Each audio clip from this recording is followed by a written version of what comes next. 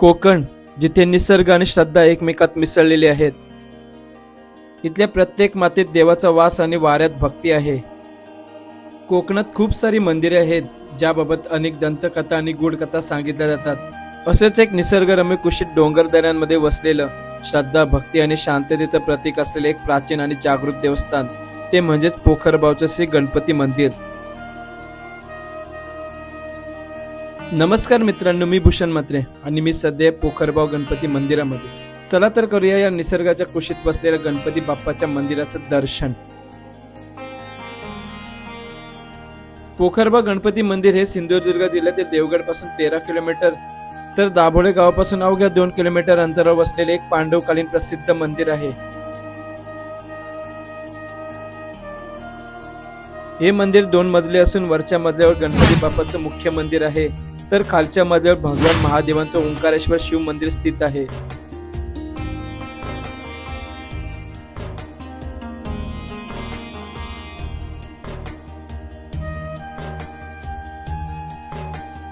या मंदिरात प्रवेश केल्यानंतर संगमरवरी काळ्या पाषाणातील गणपती बाप्पाची अतिशय सुंदर मूर्ती आहे. ही गणपती बाप्पाची मूर्ती चतुर्भुज असून एका आसनावर विराजमान आहे. ही बाप्पाची मूर्ती अत्यंत शांत, प्रसन्न आणि भक्तिभाव जागवणारी आहे.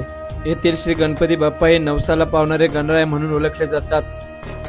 गणपती बाप्पाच्या अगदी बाजूला गणपती बाप्पाचे वाहन उंदीर सुद्धा विराजमान आहेत. अनेक भक्तजण आपल्या मनोकामना पूर्ण होण्यासाठी या मंदिरामध्ये नतमस्तक होत असतात आणि आपल्या मनोकामना पूर्ण झाल्याच्या अनुभवांची साक्ष देण्यासाठी पुन्हा या मंदिरात येतात. या मंदिरातील गणपती बाप्पाचं दर्शन घेतल्यानंतर मंदिराच्या उजव्या बाजूला खाली जाण्यासाठी पायऱ्या दिसून येतात.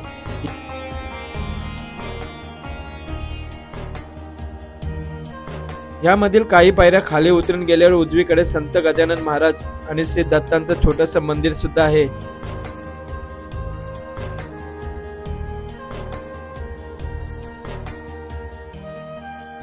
या मंदिराच्या डाव्या बाजूला हनुमंतरायांची सुंदर मूर्ती दगडावर कोरलेली सुद्धा दिसून येत आहे. या दोन्ही मंदिराचं दर्शन करून झाल्यावर पुढे निसर्गाच्या कुशीत बसलेल्या भगवान शंकराचे ओंकारेश्वर शिव मंदिर दिसून येते. मंदिराच्या बाजूने पाण्याचा सतत ओढा वाहत असतो. हे पाणी नितळ आणि स्वच्छ आहे. या मंदिरात प्रवेश करण्यासाठी या झऱ्यातून जावे लागते. मंदिरात प्रवेश केल्यावर समोरच महादेवांचे वाहन नंदी महाराज यांचे दर्शन होतं. तसंच समोरच्या भिंतीवर वाघाचं चित्र सुद्धा कोरलेले दिसून येत आहे.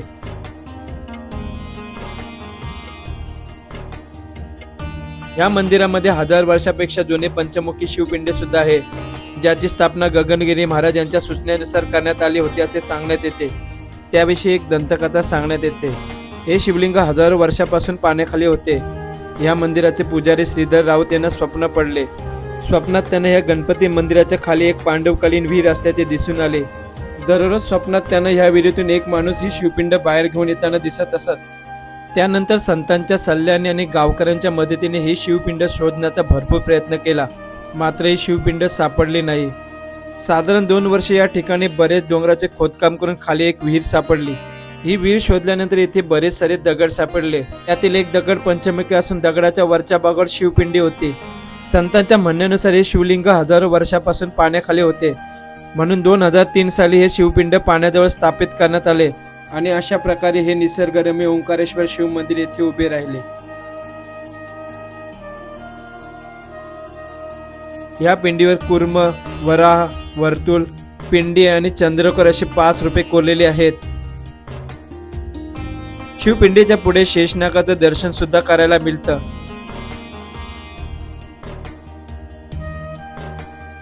या मंदिरात एक प्राचीन गुफा सुद्धा आहे, मात्र ही गुफा कुठपर्यंत गेली हे अजून कोणालाही माहीत नाही. या मंदिराच्या मागच्या बाजूला पांडवकालीन गुफा सुद्धा आहे. ही गुफा पांडवांनी खोदून तयार केलेली आहे असे सांगण्यात येते. या गुफेतूनच मंदिराच्या बाजूला एक सतत ओढा वाहत असतो. या ओढ्यामध्ये भरपूर सारे मासे सुद्धा आढळून येतात. या पाण्याच्या ओढ्यात एक गोकर्ण म्हणजे गायीच्या कानात असलेले शिवपिंड सुद्धा पाहायला मिळते.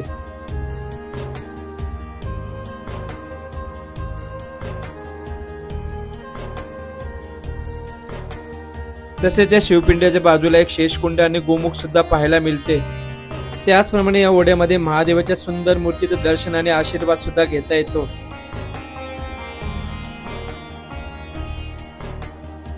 पोखरबा गणपती मंदिराचे हे दर्शन, ही अनुभूती तुमच्या मनाला थोडीशी शांती तरी देऊन गेली असेल अशी मनापासून इच्छा आहे.